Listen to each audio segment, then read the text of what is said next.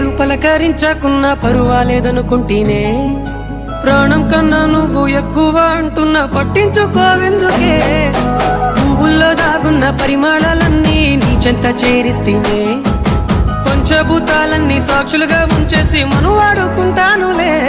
జన్మ జన్మాల బంధానివే ఓ సిన్నారాములమ్మ నా చీకటి బ్రతుకుల ఎలుగియవే